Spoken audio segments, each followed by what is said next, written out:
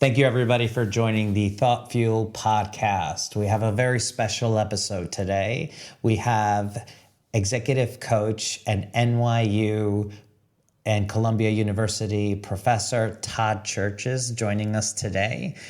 Todd, welcome to the Thought Fuel podcast. Thanks for having me, Nicos. Great to see you again. Great to see you. So, Todd, can you tell us a little bit about yourself? Obviously, we go way back at pre-COVID, which was a milestone, right? But what should the audience know about you? Sure. Well, I used to work in the advertising industry, and then I worked in Hollywood for 10 years. I worked for Disney and CBS developing TV shows, and then I was in the theme park business as a project manager, and I managed a project in China, which I talk about in my TED Talk, which you hosted way back in 2019, my TEDx talk on the power of visual thinking. And then ever since, I've been doing executive coaching, management leadership training, and I am an adjunct professor at NYU and Columbia, where I teach leadership in 2 different graduate programs. Excellent. And you, I don't know if this is your phrase, but it's one of my favorite ones. It's how do you get people to see what you're saying? So can you tell us a little bit about that? Sure, that's my motto, is how do you get people to see what you're saying? And that's all the work I do is around visual thinking and visual communication and visual leadership. So so no matter what we do, whether we're sending an email or talking to someone or sending an email or a text, we're trying to get people to see what we're saying, right? It's all about creating understanding. And if you think about it, we have an idea in our head, but how do you get the idea out of your head and into someone else's head with clarity, and so that they get what we're saying? So often it's clear in our own minds, but then there's all kinds of miscommunications and problems that result when we're not effective at doing it. And I always say that people are not mind readers, right? So if someone doesn't see what we're saying, it's not always their fault. A lot of times it's our fault because we didn't communicate it effectively. Yeah. And obviously, effective communication is such a hot topic right now. There is obviously a generational divide and generational preferences within work, within relationships, within cultural ideologies, political ideologies. There's always a challenge there. From your perspective, what are some of the tools that people can deploy from a visual leadership standpoint to be better effective communicators? Yeah, communication is the foundation of everything that we do. Because most of us are knowledge workers, right? We're not working on a factory, we're not working on an assembly line, but what we're manufacturing and creating is ideas, right? And we're creating words and imagery to get those ideas out there into the world. So in my book, I break it down into 4 different categories in terms of using visual thinking and visual communication. And it's using visual imagery, which is about pictures, models, demonstrations, anything that you can see with your eye. So that's category number 1. Category 2 is frameworks and or models. So some kind of structure, so some kind of way to, using a storyboard or a mind map, some way of taking the complexity of ideas, but putting it into some format or structure so that we can wrap our minds around it so we can see it more clearly. Category 3 is using metaphors and analogy, and category 4 is using storytelling, right? So between those 4 areas in combination, they help us to be more effective in terms of getting our ideas out there into the world and into the minds of others so that they can understand what we're talking about. Yeah. And Todd, we have a wide audience from all over the world, and, maybe, English isn't their first language. In your own words, what's a mind map exactly? Sure. A mind map, a guy named Tony Buzan, Buzan, if you want to learn about the origins of mind mapping, he's the one who kind of put it on the map, although he wasn't the first. Mind map is, let's say you start with an idea in the center, and then you branch out in all different directions. So it's just a way of free thinking and brainstorming and capturing ideas, but in a nonlinear way, right? So let's say you're planning a party, right? And in the middle, you say, Nicos' birthday party, right? Whatever you're planning. Then the different branches might be who's our guest list, the things we need, who's the foods, beverages. So each of those would be a branch off that center, and then from there you keep building on the other branches like beverages. All right, alcoholic beverage, non-alcoholic beverages, water. So basically you start with a center idea and then you branch out in different directions. And that's a way of capturing your thoughts and getting them down on paper in kind of a non-linear, free-thinking kind of way. And it's amazingly productive. And then what I usually do from there is create a storyboard, which is basically more of a linear way of taking all of those things and creating a structured process. So that's two methodologies that are visually oriented that help us to think more clearly and communicate better. Yeah. And there's a lot of wealth of ideas in your book. And just so the audience knows, your book is called Visual Leadership. It's, I read the book when I first got it like several years ago, but I just started re-listening to it on Audible. It's available there. I think Barry Weiss does a great job at reading the book. But there's so much wealth of like knowledge and information and amazing storytelling in itself. And I want to, before we move on to the next like theme on this podcast, I really wanted to hone a little bit in on some of the 4 categories that you outlined, because there's a lot of cool stuff there. So like the metaphor and analogies, right? That's something that can resonate with so many people. What are a couple of good metaphors or analogies that you use on a daily basis that really kind of resonate with people? Yeah, one of the things that we don't realize is we use metaphorical language and analogies all the time, just as part of our everyday speech. So if I say, what you're hearing today is just the tip of the iceberg, there's so much more than we could cover in today's podcast, that's a metaphor or analogy or an idiom, right? I kind of lump them all together. It's using one thing to visually explain something else. But if you say something is just the tip of the iceberg, that represents the fact that what we see or what we know is just a small percentage of what else is out there, right? So when you first meet someone, our first impressions are just the tip of the iceberg. So it reminds us of the fact that what we see is just a small percentage and there's more out there. So that's an example. One of my clients was coaching clients. I was doing a session with him by Zoom, and he was avoiding the main issue. And I said, you seem to be avoiding the elephant in the room, right? There's no actual elephant, right? We're not talking about the actual animal, but when you say the elephant in the room, that's a metaphor that represents what's that big thing that no one's talking about, right? It's there, but everyone's avoiding it. That's another one. I often talk about giving someone a little pink spoon taste of what you do, right? So if you're ever going to Baskin Robbins, right, they give you a little pink spoon taste of different flavors. That represents the fact that when you're dealing with clients, you want to give them a taste of what you do, a free sample. So those are just a few. Elephants in the room, tip of the iceberg, little pink spoon. There's all kinds of metaphors that we use all the time, and it's a way to visually and creatively communicate an idea. Yeah. And, the last category for me is my favorite, the storytelling and humor, right? And we discount humor so often because we always want to seem serious and focused. But how do you leverage humor when you're trying to communicate and engage, whether it's your students, right? And you're competing for attention. And I imagine you've seen you've been teaching for a very long time. You've seen the generational differences. So you're competing against other stimuli for attention. Mm-hmm. How do you leverage humor to engage a younger audience? When you use humor, it's got to be appropriate, right? It's got to be appropriate to your audience and the setting. So if you're a CEO and you're delivering a town hall, but you're announcing layoffs, that's not the time to be funny, right? Knock jokes, yeah. Yeah, funny thing happened to me on the way of laying you all off today, right? So that's inappropriate use of humor. But like you said, business is serious, but it doesn't necessarily mean you can't incorporate some humor into what you do, right? So with my students, for example, when I'm teaching, how to give feedback, right? I tell the story. It's actually in my book. And I just posted on Valentine's Day, my Love Letter to Horrible Bosses annual post.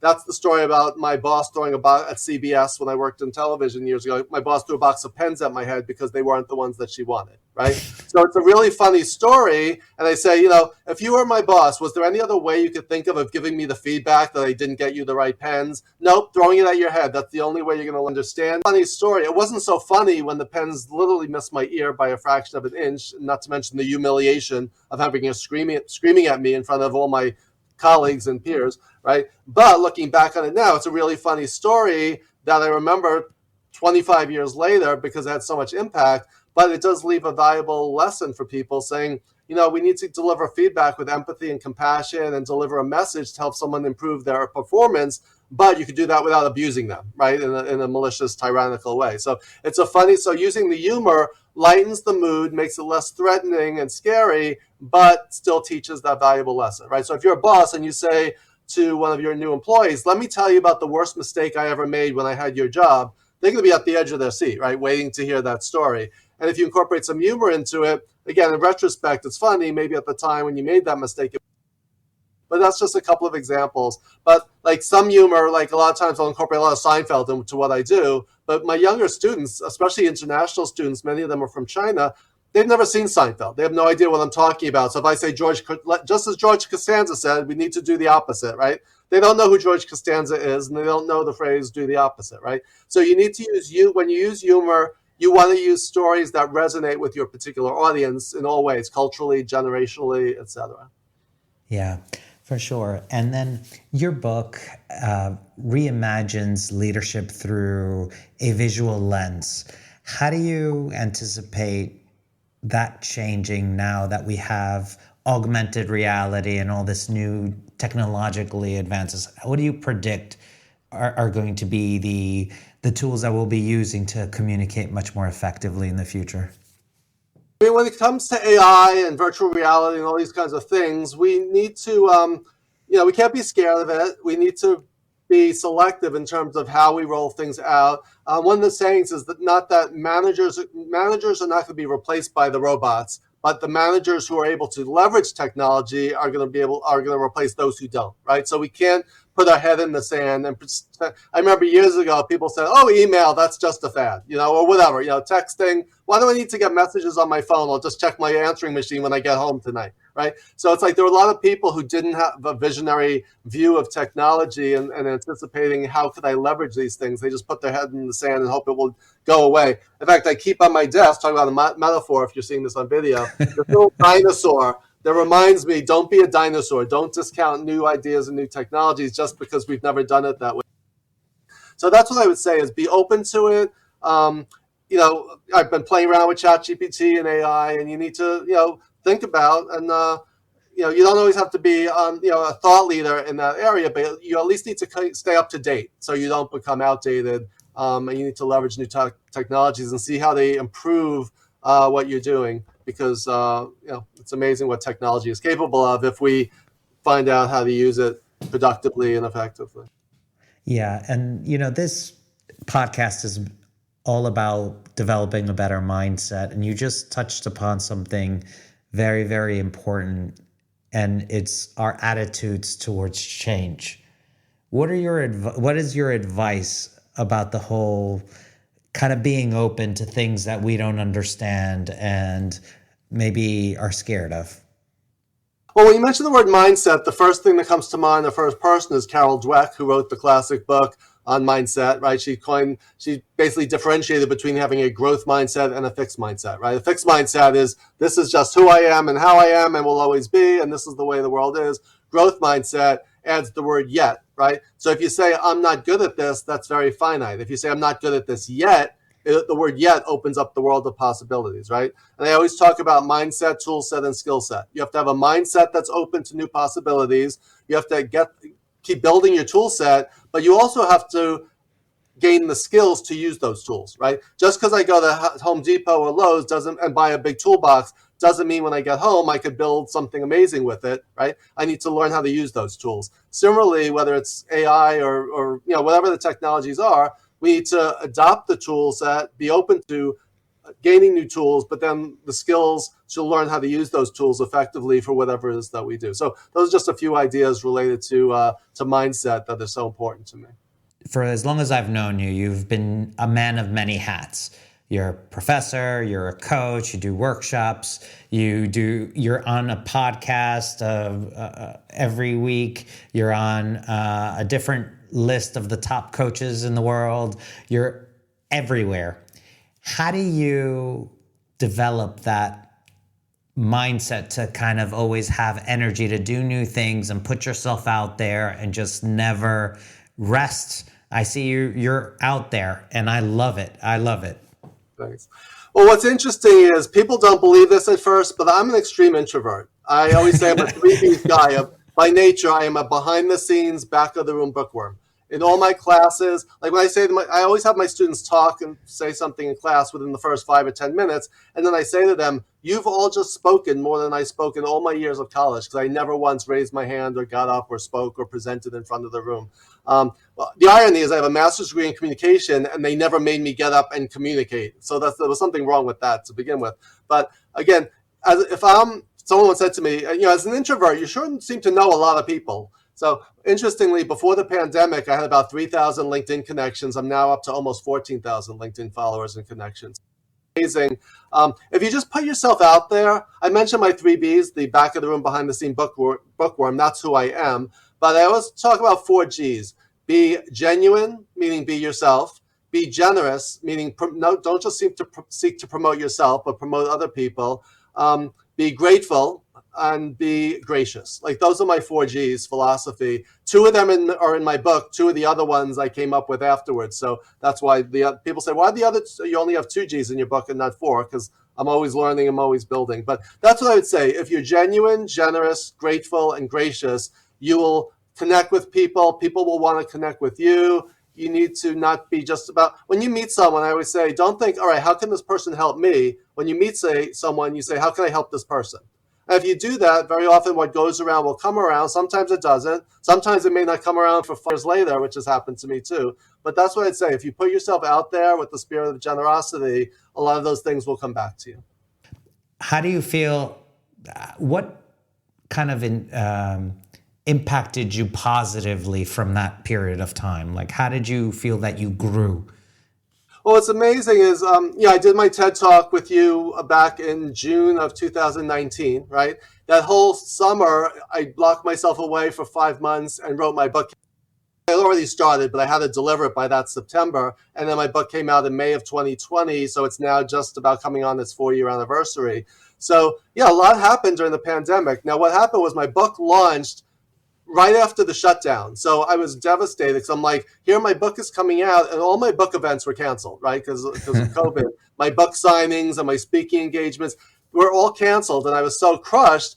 But the irony was everyone was on Zoom, and everyone was on LinkedIn, and everyone was at home looking for things to read and people to talk to. So because my book came out during the pandemic, I had a fixed audience. So unlike I would have done a lot of events just around New York and the New York area, all of a sudden I have all these global connections. That's why like the 4,000 people who I knew before COVID turned into 14,000 people I now know, a few years later. A guy I got to be friends with who from Liechtenstein. I didn't even know where Liechtenstein was on a map. He's a big fan of my work. I'll say hi to Benno. Shout out to Benno Earhart. But he came to New York. And we met up, we had coffee in Bryant Park, and I showed him the New York Public Library in Grand Central. So like, here's someone who I never would have met who became a fan and supporter of my work as I am of his work.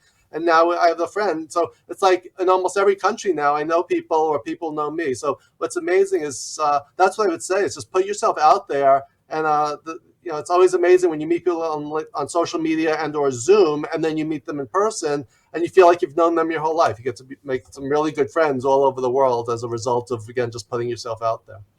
Yeah. So as an introvert, I can't tell you're an introvert. Like this is all news to me, but I talk loud and fast because I'm drinking from my Yankees. I saw your producer had his Yankees hat on. So, but yeah, I talk loud and fast because I have a lot to say, but I am an extreme introvert when it comes to socially and especially in large groups. So yes. Yeah. So how do you get to be so engaging and kind of shift it so people don't notice that you're introvert, and you just have this, you just kind of maybe bombard us with all this like wealth of knowledge? And what are your tricks if there's an introvert out there that is struggling to be an effective communicator or be interesting and engaging? What advice do you have for them?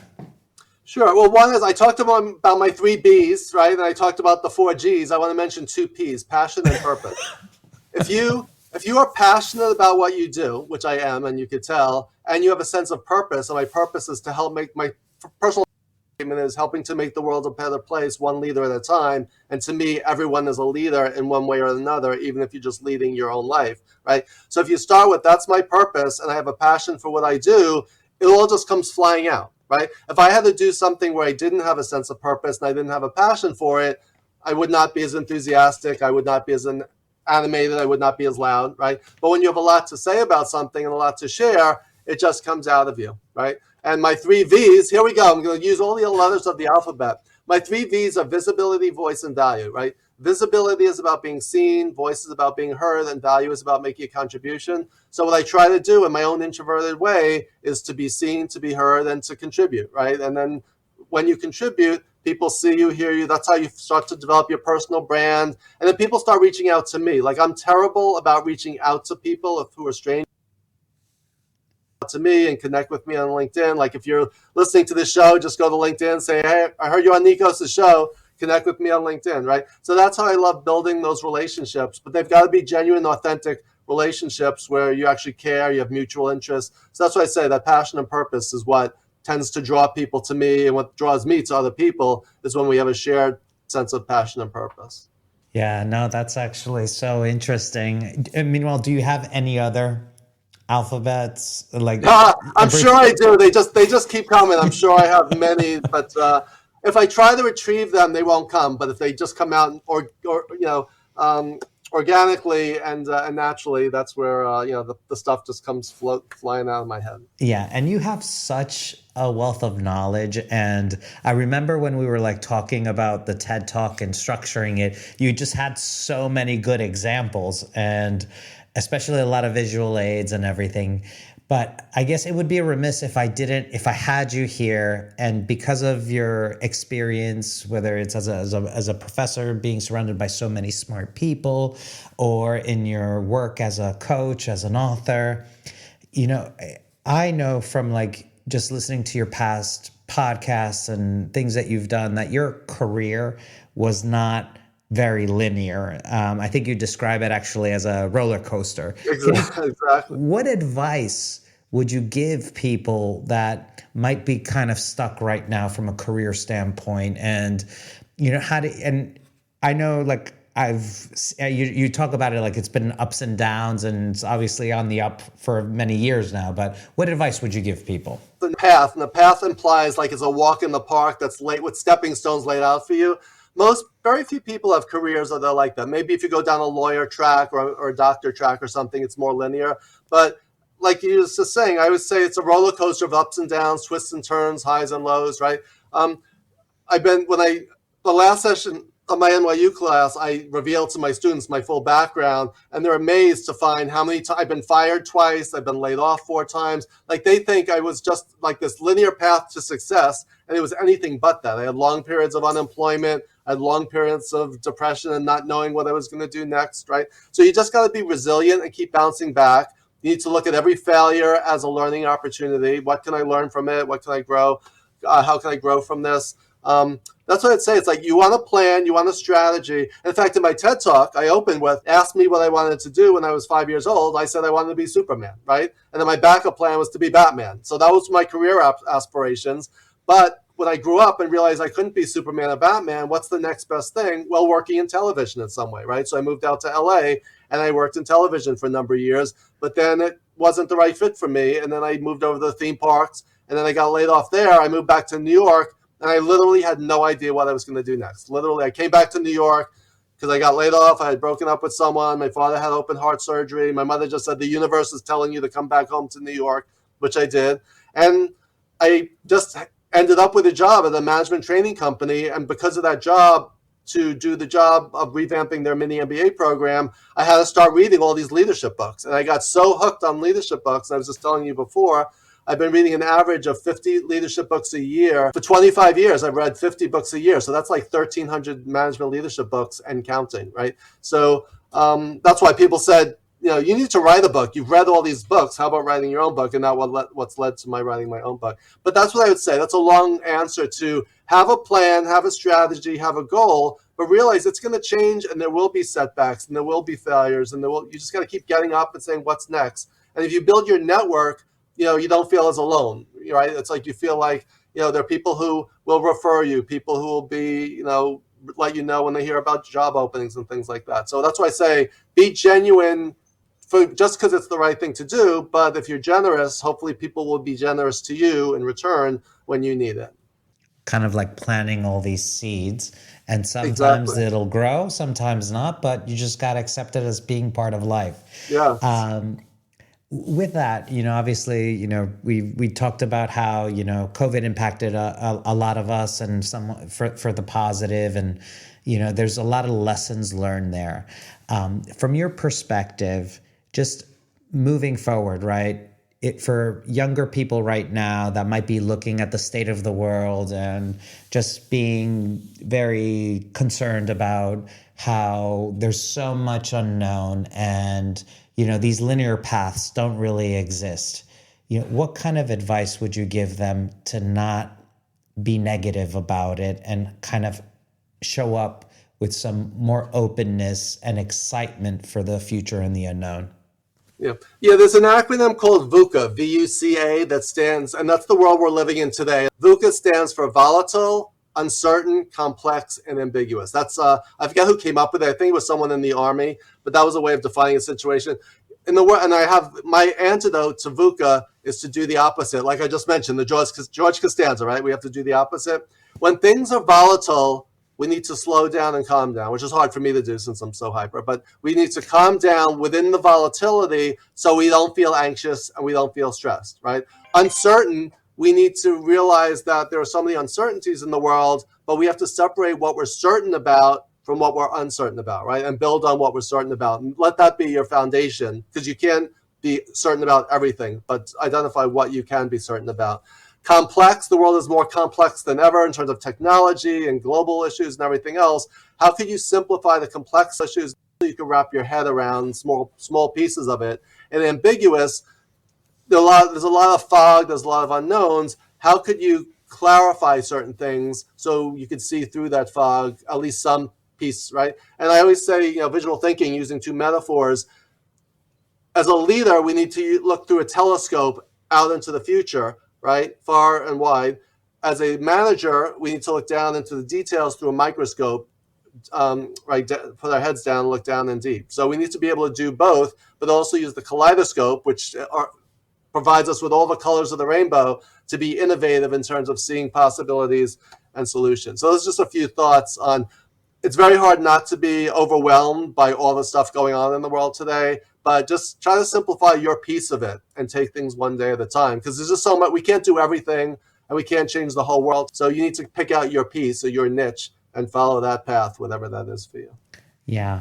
And your book, Visual Leadership, although it talks about leadership, I think people might be confused that, does that mean that I need to be an executive to understand this? But the reality is, we all lead ourselves. We all manage ourselves. So Exactly. There's so much good information in there. Is there something that in your book that you were so proud of putting in there that it would just be a remiss if we didn't share it on this call today? Yeah, that's like asking a parent which is their favorite child, right? So it's kind of like, it's hard because everything that's in there. In fact, I have probably 2 more books worth that ended up on the cutting room floor. But the model that gets the most attention is the passion skill matrix. Is a 4-box matrix that 2 of the axes are. It goes from what are you good at to what are you terrible at to what are you great at, and what do you hate to do versus what do you love to do. And if you picture a 4-box matrix, the whole idea behind it is to kind of try to spend as much time as possible in your sweet spot and your growth zone. Those are the things that you like or love to do. And if you're spending much of your time below the line in either your failure zone or default zone, that is why people are very often disengaged or unhappy with their jobs, because they're spending a lot of time doing things that don't matter to them or they're not good at. So you're basically setting yourself up for failure. In fact, if anyone wants to download that chapter for free, if you go to toddcherches.com/passion, that's a free, you could just download that chapter of my book. Excellent. Thank you so much for that. So, Todd, you've read so many books. Like, if we do the math on that, 50 times 25 years, I mean, that's a lot of leadership books. I actually read 101 during the pandemic in 2021. I had extra time on my hands, so that gives me a little cushion. If I ever don't hit the 50, I can always borrow from the extra 50 I read that year and still keep my average up. So yeah. So besides making us feeling guilty for just investing time in Tiger King versus reading 101 books, I'm sure there are many leadership lessons from Tiger King. I'm sure you could do a whole blog post on that. For sure. So, what is a book that kind of just inspired you and that you really look to, and maybe you've read more than once, that you can recommend to our audience? Of course, you have it there. Marshall Goldsmith is the #1 executive coach in the world. He's the person who put executive coaching on the map.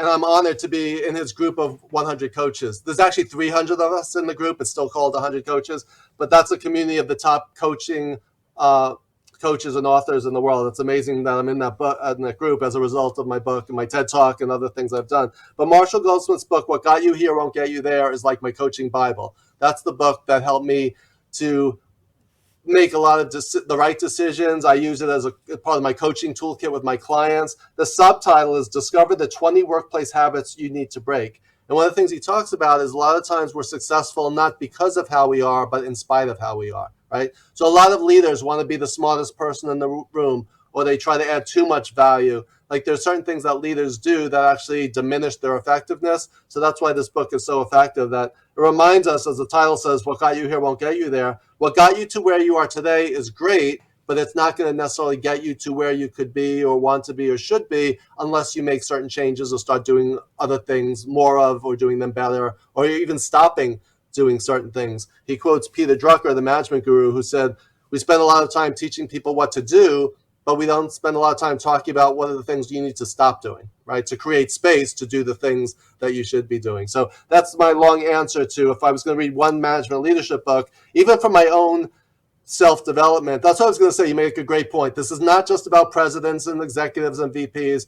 My subtitle is, leveraging the power of visual thinking in leadership and in life. So in any aspect of our life, principles can be applied. So it's not just for business, but it's for all aspects of our life. Yeah, absolutely. And I found it so fascinating to read. And I did read it during the pandemic. I did have time to do that. So, Todd, if people want to find you, where can they? Obviously, you're on LinkedIn. You're very active on LinkedIn. Yeah. Todd Cherches on LinkedIn. But where else can people seek you out? Yeah, my company is, the best way is just go to my website, toddcherches.com. You can find more about my book there. You can find more about my speaking. And my TED Talk is right there on my homepage. I'm very proud of it. It's like one of my proudest accomplishments. And that's thanks in large part to you inviting me to do it at TEDx Chelsea Park in 2019. So go to toddcherches.com. You can sign up for my email list when I put stuff out. I don't overload people. And the best way is connect with me on LinkedIn. And if you want to check out my book, it's on Amazon or anywhere else that books are sold. And it's Visual Leadership, one word with a shared capital L. But even if you put it in with 2 L's, luckily Amazon still will point you in the right direction. Awesome. That's great. The algorithm works for you. So excellent. So thank you so much, Todd. Thank you, everybody, for joining us on this episode of the Thought Fuel podcast. See you next week. Thank you.